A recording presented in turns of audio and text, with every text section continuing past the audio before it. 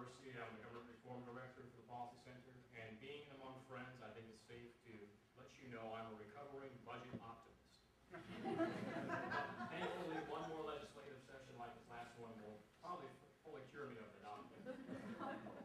Let me briefly let you know what happened on the budget, on the taxes, and the process with which the legislature used to bring these new proposals to you. First of all, on the budget. Last November, we had a revenue forecast that showed the state was going to be facing roughly a $3 billion deficit. The governor and legislative leaders were all saying the right things. It's time to reboot. It's time to restructure. We need to get out of commercial activities and sell the state printer, sell the state liquor monopoly, look at ways of getting out of other types of commercial activities, look at contracting, looking at ways to resize and reshape state government to match the new economic reality we face. Fortunately, just 2 short months later, when the legislative session started, all the discussion about reform turned to we need to get rid of the taxpayer protection 2/3 requirement so we can raise taxes, do things the way we've always done them, and punt into the future. Here's what they did to punt. They couldn't do it in the regular session. They had to take an additional 30-day special session, and our reward for that is a future budget deficit. They did not solve the problem. What they did is got the line solve it once again next year. So that $3 billion budget deficit was solved, according to their description, by raiding almost $800 million from other accounts, including the rainy day account, using one-time federal funds. They did make some reductions. And Paul mentioned that when you look at all spending, including the federal funds, the Medicaid money, the direct aid, spending is increasing. The checkbook for the state would be the near general fund. That's where the property tax receipts go, B&O receipts, sales tax. That did get smaller. So there were some reductions, but not enough to line with the revenues. So what does that mean for the future? Even after making these reductions, raiding these accounts, raising taxes, the short-term projection is a $2 to $3 billion deficit in the next budget. That assumes over $3 billion of revenue growth. So that's still assuming the economy is going to grow, and the tax increases they implemented are not going to harm that recovery. But we'll still have over a $3 billion deficit. The question that I have is what reform you couldn't implement this year, or what tax you didn't raise this year, will be more likely to implement the next time to finally solve this problem. A lot of them are still looking at the federal government for additional bailouts, as all the other states are. California is doing that as well. The problem is we're continuing down the path that California has laid out for us, which means you may not have to worry so much about the education, the congestion that Mike was talking about, people will be fleeing the states.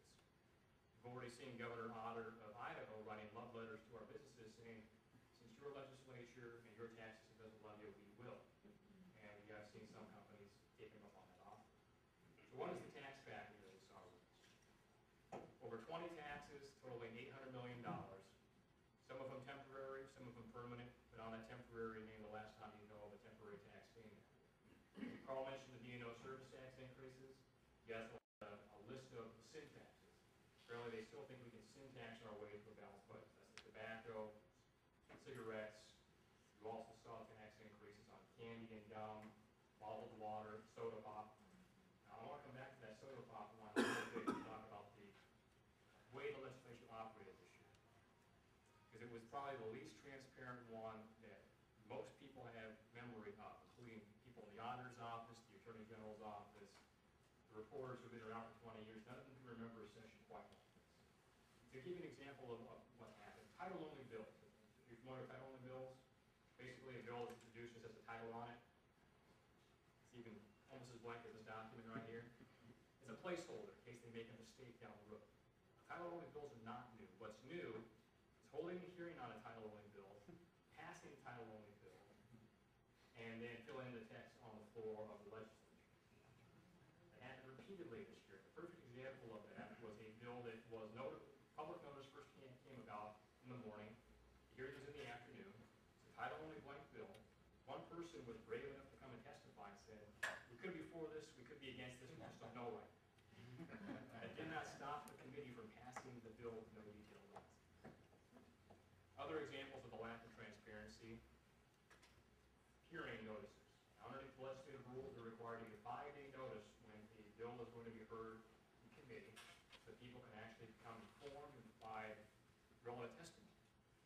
So not only were the 5-day notice requirements routinely waived hearing, the very first thing they'll do is say, we're going to waive our rules requiring the 5-day notice and hear this bill. But even going beyond that action, the public notification they were giving me to come out the same day, my favorite one was the notification said, later today we're going to hold a hearing with the details, time, and location to be announced.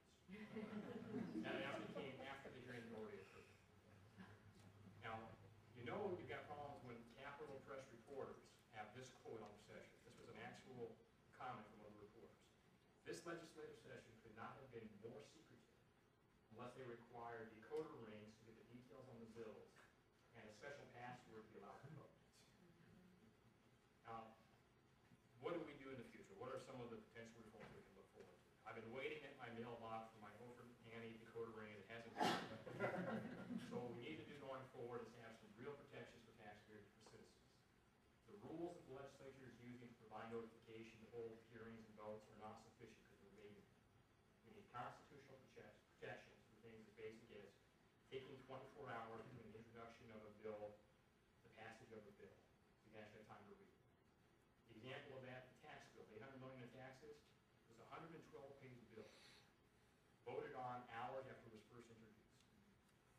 I tried my best to read that and understand it before the hearing took place, or not the hearing, they didn't even have a hearing on it, they just voted on it. Couldn't get through it. Apparently our lawmakers, maybe the senator can talk to her colleagues, speed reading ability and ability to comprehend and make informed decisions. The state's multi-billion-dollar budget, 344 pages, voted on hours after it was first publicly made available. No hearing on it after the final package. So what we need to do about this is constitutional protection require a 24-hour timeout between action on bills, a real 72-hour time period for public notification for bills, damning title-only bills, no more passing blank bills. On the tax packages, Paul mentioned the Initiative 960 repeal. And not only was it the two-thirds vote for tax increases, it also had many transparency provisions for citizens. What was supposed to happen is for each of those 20 taxes they raised, that $800 million, in your voter's guide this year, you were to get a breakdown of that. An estimate of how much those taxes were going to cost, the definition of what those taxes were, and what lawmakers voted for. When they suspended the two-thirds requirement, they also suspended the requirement that information be provided to the voters. A Reverend housekeeper who works for Environmental Center is also the director of Washington Votes, a website that provides tracking on all the bills that are introduced and how your lawmakers vote. And he had the bright idea that, well, if the legislature is not going to provide this information, maybe we should. The Washington Policy Center will be producing an I-960 voters pamphlet with details on these tax increases, how much they're going to cost, and how the lawmakers vote. It will be available on our website, and hopefully we'll have some conversations with newspapers about putting them on their coverage of the election as well. The tax increases that we already talked about, they were the two-thirds requirement. If the voters passed Tim Einman's Initiative 1053 this year, that will have been the fourth time the voters will have said we want a two-thirds vote to raise taxes. At that point, rather than waiting for the inevitable suspension by the legislature in the future, our hope is that enough people will contact the legislature to say, let's put a constitutional amendment on the ballot so we can say once and for all whether or not we want this protection and keep legislators from circumventing. The other thing on taxes that we need to do, the main component of the income tax that Paul mentioned was small business relief. There's no disagreement that the B&O tax is probably the worst way to tax. Unfortunately, the only alternative we ever hear of is an income tax. So working with Carl Gibson in our Small Business Center, we developed a plan that's not an income tax, it's not the status quo, to help replace the B&O tax. We'll be releasing that next week. Some of the details on that is we're going to keep the gross receipts tax.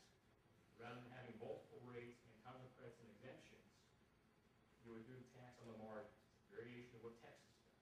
So you would, as a business, take your total receipts, and after deducting either your cost of production or your payroll costs, you would pay a flat tax on that margin. We also provide a sliding discount to address some of the issues on non-profitability for small businesses. So look for those details next week. The final thing is, since the reforms didn't happen this year, and to maybe keep us a little bit of optimism in the future, the legislature finally, and the governor finally needs to look at these reforms and need funding. Competitive contracting, looking at the collective bargaining agreement, and getting the state out of commercial activities. You can find it in the yellow pages, state government does not need to be provided. So that